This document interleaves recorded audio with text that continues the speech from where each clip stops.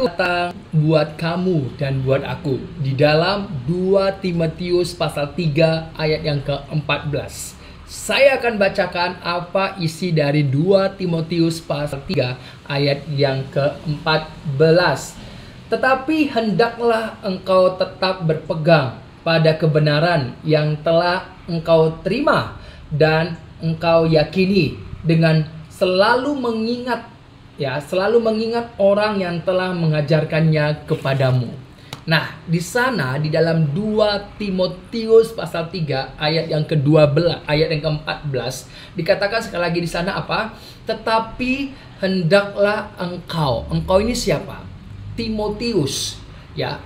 Rasul Paulus menasehati Timotius, anak rohaninya, hendaklah engkau tetap berpegang pada kebenaran. Nah, di dalam 2 Timotius pasal yang ketiga ayat yang ke-14, di sana ada istilah kata tetap berpegang. Saudara, apa artinya tetap berpegang? Jadi Rasul Paulus yang adalah salah satu rasul yang dipilih oleh Yesus Kristus, dia mengingatkan, memotivasi, menasehati, mengajar anak rohaninya yang bernama Timotius. Timotius, hendaklah engkau tetap berpegang. Tetap berpegang dalam teks bahasa asli, yaitu bahasa Yunani. Karena ini adalah perjanjian baru, jadi dituliskan di dalam bahasa Yunani. Ya, di dalam bahasa Yunani tetap berpegang di sana digunakan kata mene atau meno. Apa artinya? Artinya tetap berdiri, yaitu kemudian tetap tinggal, tetap berdiam. Berdiam dalam mana? Dalam kebenaran.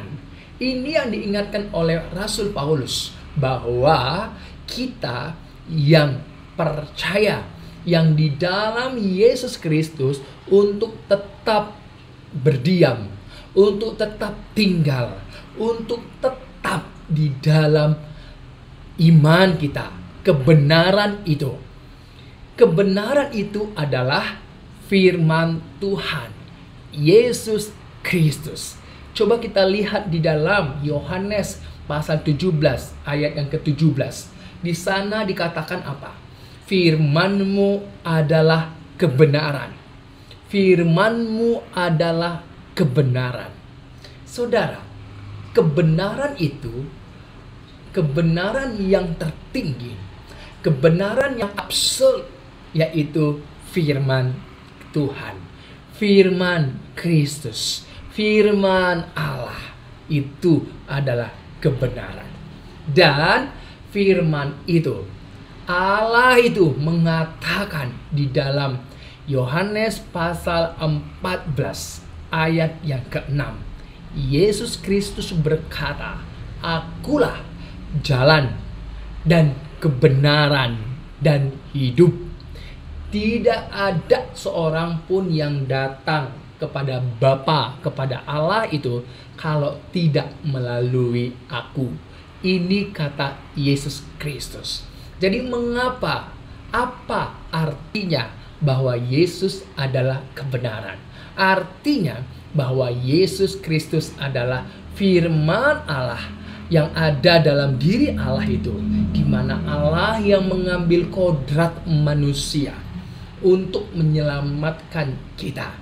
Dan manusia yang berdosa ini seperti saya, itu kalau mau benar dalam pandangan Allah, harus melalui Yesus Kristus. Sebab Yesus Kristus datang dan keluar dari Allah itu. Kemudian, kalau tidak di dalam Yesus Kristus yang adalah firman Allah yang ada di dalam diri Allah itu, maka saya tidak akan bisa datang kepada Allah itu. Untuk bisa datang kepada Allah, untuk bisa sampai kepada Allah, untuk bisa berkenan di hadapan Allah, untuk bisa benar di hadapan Allah, tidak boleh tidak, harus melalui Tuhan Yesus Kristus. Sebab Yesus Kristus adalah firman Allah yang telah mengambil kodrat manusia. Itulah dia datang, dan saya yang berdosa ini, itu melalui Yesus Kristus saya mengenal Allah itu. Puji Tuhan di dalam Yesus Kristus.